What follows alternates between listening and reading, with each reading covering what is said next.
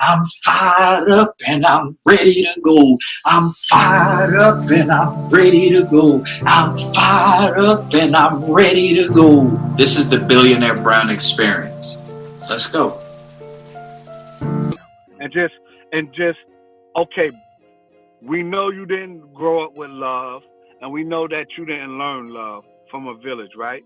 But we don't want you to exact that same power on your children, on your upbringing, on a village you possibly can start on your own. Instead of walking away from that village or feeling like you don't have no love to give to a village that you created, instead of walking away from that, honor it and embrace it. And now learn from watching other people that did learn from a village. Ask those questions. Observe. Do as the people who's successful do. So when a person that's listening to this and they're in the street and they're confused about what I'm saying, right? Only thing they have to do is talk to a brother like you that haven't been in the street and don't understand that type of love. So now, the stupidest question is the question that you don't ask. So now a brother should be looking at you and saying, when I watch this guy, he's impactful, he's powerful, he's talking about economics and all of that. So now a brother from the street shouldn't be afraid to ask you anything for advice, because you is in a position of knowledge, power, and uplifting. So now if I'm all the way down at the bottom of the barrel and you at the top and I have a way to communicate with you, I'm doing myself a disservice by not asking you. Okay. How do I get to that point? Okay, so let's just keep it here then. So okay, you've been in the street life. Were you open to asking these type of questions to people that had what you want or a different lifestyle? Were you open to it? That's how I ended up creating my own village and learning these type of things, and then honoring them, and then bestowing them on my children. And so there are a few yous in the street. There's a lot of me's in the street. I was in the street. I grew up feeling like I didn't know how to love. I was like on some Snoop Dogg shit, like bitches ain't shit, I'll never get married, fuck women, smoking weed, selling drugs with guns and all that dumb shit. And I met my wife and she said, no, this is not how you're supposed to live your life. So I asked her a lot of questions, asked her mother the way her family lived, the way my family lived, stuff like that. I actually was born from a village, but certain aspects made me turn into the street. So at the end of the day, I still know that what love is because I come from a big family.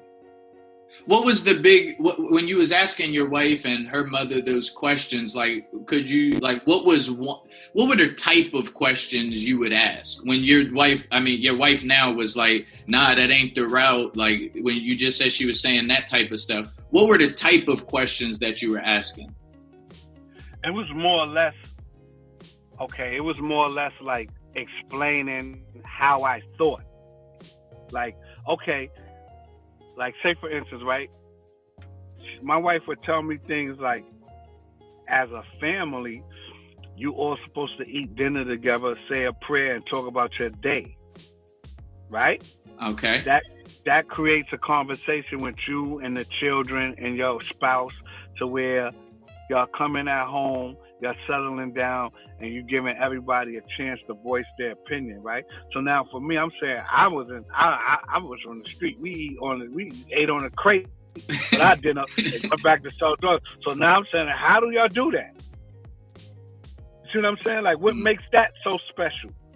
So these are the questions you ask, and then it's more or less, okay, I'll show you how it's done.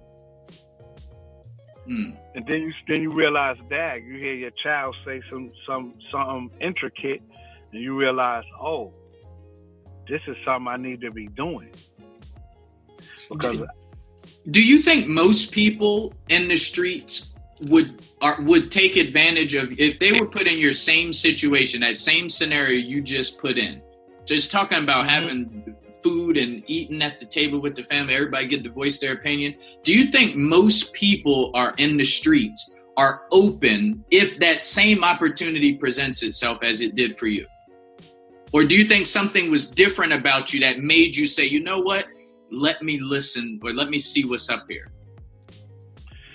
At the end of the day, it's about how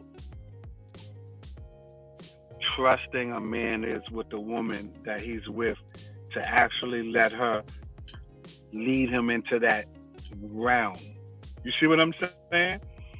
A lot of times men don't even want to be, they even want to be like the tough guy, or they don't want to do things that they feel is like not manly. But believe it or not, women dictate everything men do. How we dress, how we walk, how we talk, everything. So if a woman tells you a certain thing is cool, you're more prone to seeing how cool it is just because women think that it's cool. So it's a dynamic of, like I said, a village, because now you might be a street person with a street woman that's not into that shit. So now y'all both is teaching street ethics.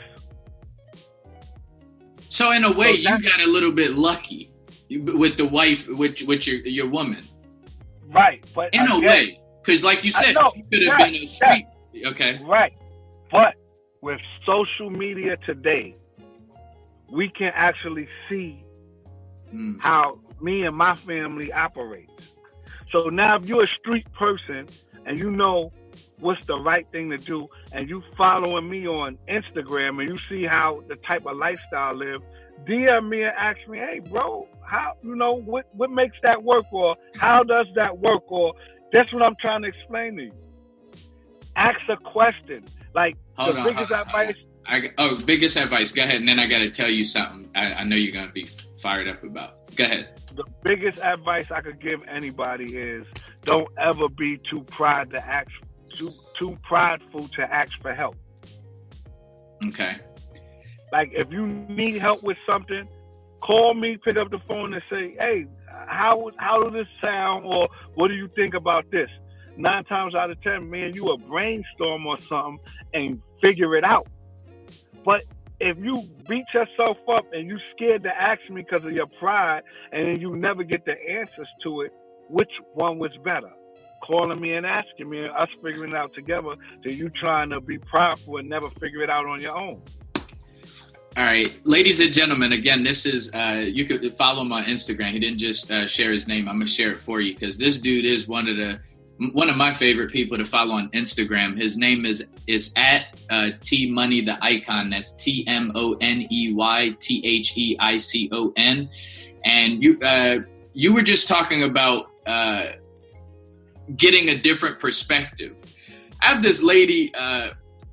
She's out in Australia. She's out in the UK or something like that. She was just here in New York. She was interviewing a whole bunch of really extremely successful people, Gary Vaynerchuk, and a whole bunch of real estate moguls, her and her partner. And then they went back. I think it was the UK, I believe. Her name is Sasha Kalori. Sasha Kalori. And exactly what you just said, she inboxed me last night and was talking about our podcast, our episode where you was talking about The Godfather. And I have some other news about The Godfather, but I ain't gonna talk to you now. I know you don't want to talk to me till I finish it.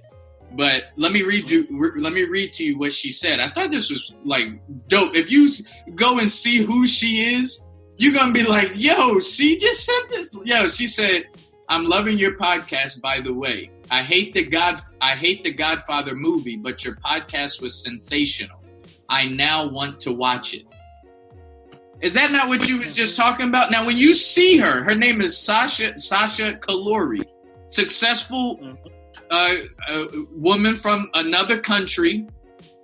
So you would never think she would be listening to a guy like you. Never.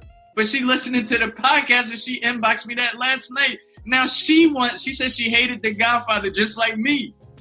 I'm a little different than Sasha, but Sasha said she gonna watch it. That's you one of the most brilliant people that I know, and I know brilliance doesn't have any race or creed. If you penetrate the message, you'll get it. That's a fact. That's crazy. The Godfather, The Godfather. Yeah. Okay.